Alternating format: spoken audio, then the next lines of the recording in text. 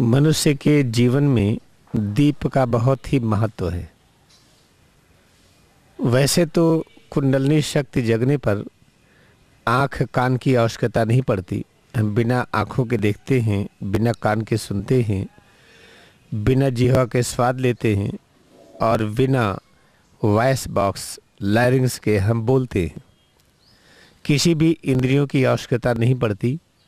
कुंडलिनी शक्ति जगने के बाद मन और बुद्धि की भी आवश्यकता नहीं पड़ती। हम सीधा इंट्यूशन पावर से कार्य करते हैं।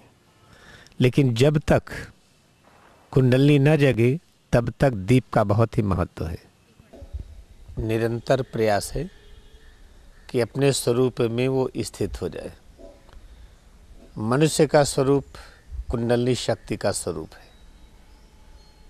जब कुंडलिनी शक्ति जागृत हो जाती है तो मन बिना आँखों के देखता है, बिना कान के सुनता है, बिना जिह्वा के स्वाद लेता है, बिना पैरों के चलता है, बिना हाथों के काम करता है।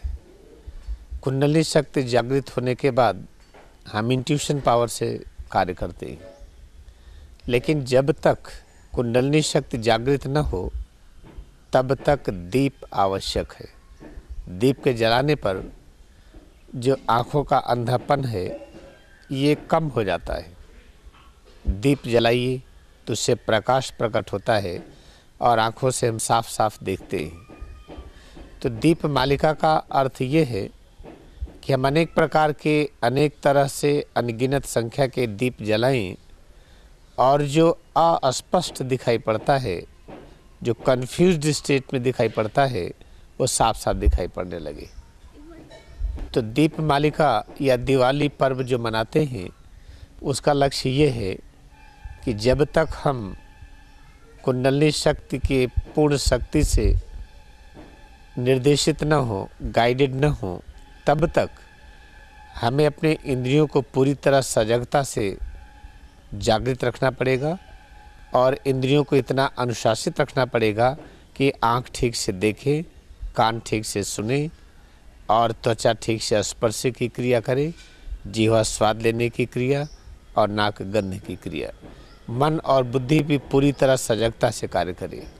तो दीप मालिका का यही अर्थ है कि वह सारे मानव वर्ग जिनके अंदर की कुंडलिनी नहीं जगी है पूरी सजगता के साथ जीवन निर्वाह करें।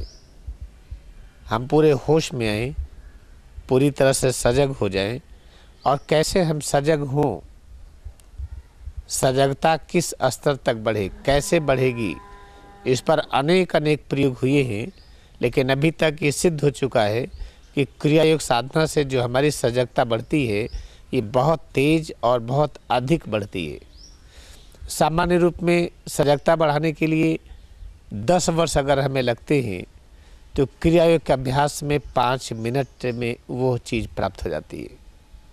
हम अच्छा जीवन व्यतीत करें और 100 वर्ष जीवन व्यतीत करें तो हम जितने जागरूक और सजग होते हैं 50 मिनट की क्रिया की साधना में वो सजगता, वो जागरूकता हमें प्राप्त हो जाती है। इसलिए क्रिया योग का अभ्यास अगर हम अच्छी तरह से कर रहे हैं तो उसी को और अच्छी तरह से करते चले जाएं तो ये दीप मालिका का सर्वोच्च पर्व है।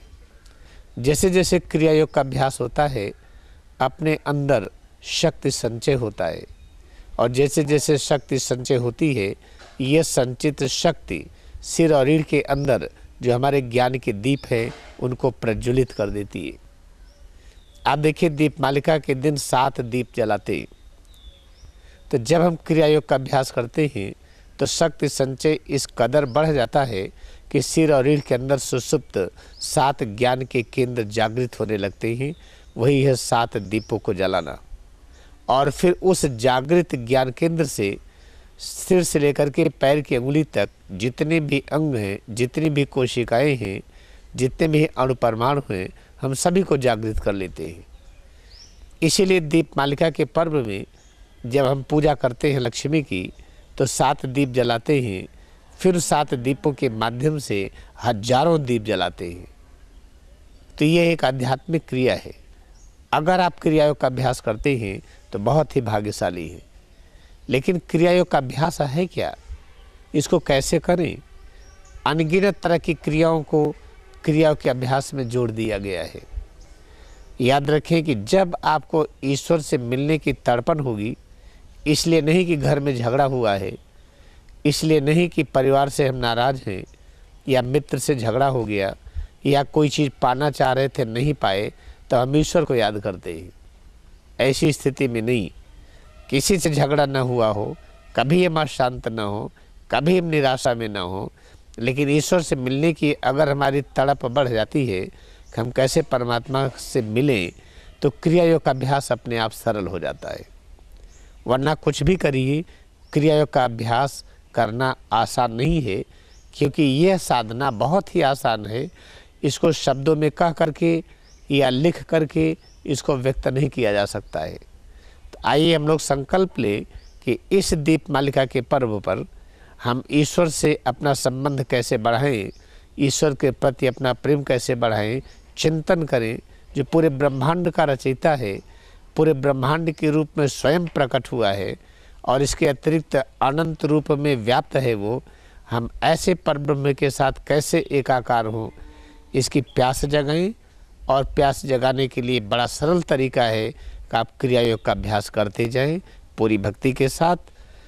क्रिया योग का अभ्यास जिस तरह ठीक परमहंस योगानंद कराते थे, स्वामी तीश्वर गिरी कराते थे, लाहिड़ी महाशय कराते थे, उसका पूरा का पूरा असर दिखाई पड़े, वो क्रिया योग अनुसंधान संस्थान झूसी में, जहाँ पर एक आध्यात्मिक बट वृक्ष है, जहाँ महाअवतार बाबा स्वामी तीश्वर गिरी के साथ मिले थे, उस जगह से इसकी गंगा की धारा प्रवाहित हो रही है।